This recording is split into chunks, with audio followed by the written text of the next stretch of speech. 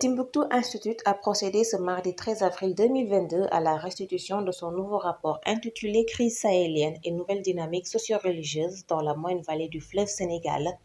Cette étude construite autour de 4 thématiques s'intéresse d'abord aux différents canaux par lesquels les populations de la moyenne vallée s'informent sur les questions sécuritaires. Ensuite, l'analyse des vulnérabilités socio-économiques occupe une place de choix dans cette étude. Elle vise à appréhender ces nouvelles dynamiques d'une part et d'autre part, mesurer les perceptions des populations locales sur l'évolution socio-religieuse marquée qui semble impactée par la situation sécuritaire régionale. Des conclusions importantes ont été dégagées.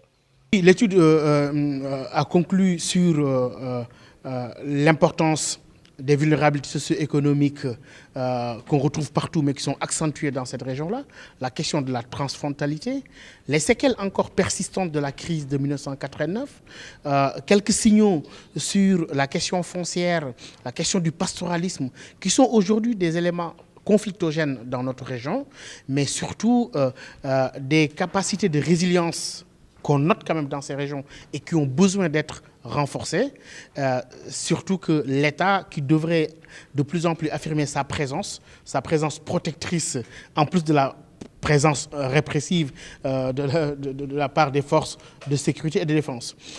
L'autre question fondamentale pour nous, c'est que la question aujourd'hui au Sénégal, elle n'est plus de dire est-ce que les groupes terroristes vont arriver ou pas.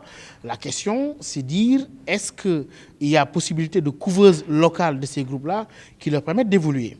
Vous savez, les niches de radicalisation qui mènent au terrorisme se trouvent très souvent dans l'intersection de ces 3 éléments. Une faible capacité d'inclusion socio-économique des États, combinée à des griefs sociopolitiques et des frustrations, et maintenant vient en 3e lieu la capacité des groupes extrémistes violents à surfer sur ces effets-là. Donc nous devons travailler là-dessus par une approche holistique, malgré le renforcement de la sécurité sur le plan militaire. Nous devons donner toute sa chance à la prévention et au renforcement de la résilience. Le choix porté sur les régions de Tambacounda et de Matam s'inscrit dans la continuité d'une initiative développée par Timbuktu Institute avec l'appui de la Fondation Konrad Adenauer, appelée Résilience aux frontières.